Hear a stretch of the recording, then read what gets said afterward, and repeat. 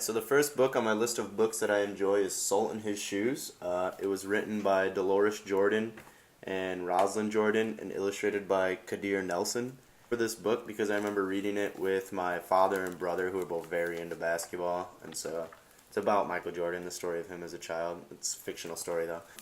I remember reading it at home with them and just all the time on the weekends with them.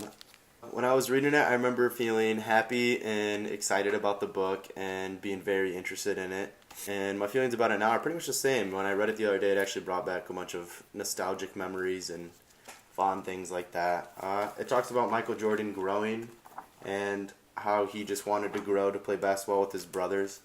And so his mom would sprinkle salt in his shoes and say a prayer every night. And I remember being short. That was something that I thought would be cool if it would work, but I guess it didn't work out too well for me, but it did for him. So yeah, that was just the first book in my list that I really liked.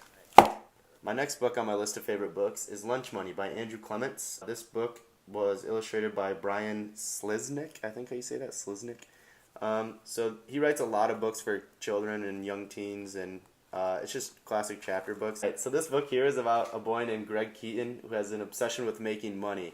And I think that's just kind of why it resonated with me as a child, was wanting to make as much money as him while in school.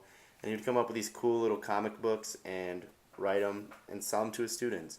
I remember this book purely just because I really liked the idea of it and I really wanted to make money just like him. I remember reading it in school actually when we had to read for class, and I think it was in 4th grade. And while reading it, I remember just being excited and wanting to feel that same success rate that he was having and all that. And my feelings about it now, I would say, are pretty similar. I still, as a goal of mine, to make as much money as he did.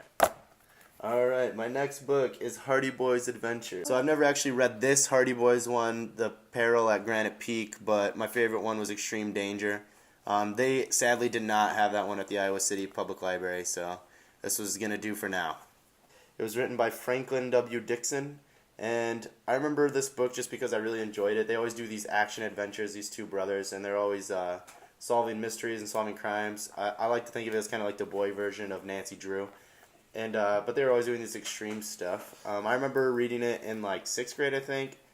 Maybe a little younger than that, maybe like 5th grade. I loved the adventure behind it and just solving the crimes and all that. My feelings towards it now would probably be the same. It was a pretty cool book back then, and I would love to read it again to my kids or share it with my students one day. Alright, so my next book is Frog and Toad Together. I'm sure a lot of you have read this book as a child. I remember reading this one, I think, in like 3rd grade. And I just remember reading it throughout class. My teacher had like the whole series. There was like a bunch of different Frog and Toad books.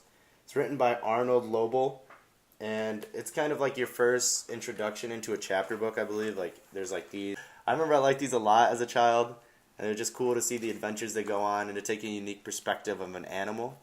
My feelings about it now, I'm pretty interested in it still. I would definitely share this with my kid. On the back I was looking into it too, and it said high interest stories for developing readers. So it seems like a pretty good book if you've already know how to read and you're just continuing to read. Alright, so I showed you a couple chapter books that I like and one of my picture books that I liked. So my final one that interested me as a child was Froggy Goes to Camp. I feel like this is another one that a lot of us have read before.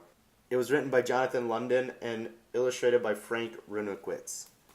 I remember this book being very silly and showing a bunch of different issues and trouble that was caused by Froggy, who was the main character, and he would do all these issues for his 2 parents and his little sister. I remember reading it, I think I'm going to say like 1st grade for this one. I'm sure I loved it as a child, and it was probably making me laugh, and I probably loved all the mischief that Froggy was causing. My feelings about it now is I think it's still a pretty cool and silly book. I'm sure students today would still get a kick out of it and it'd still be relevant to them.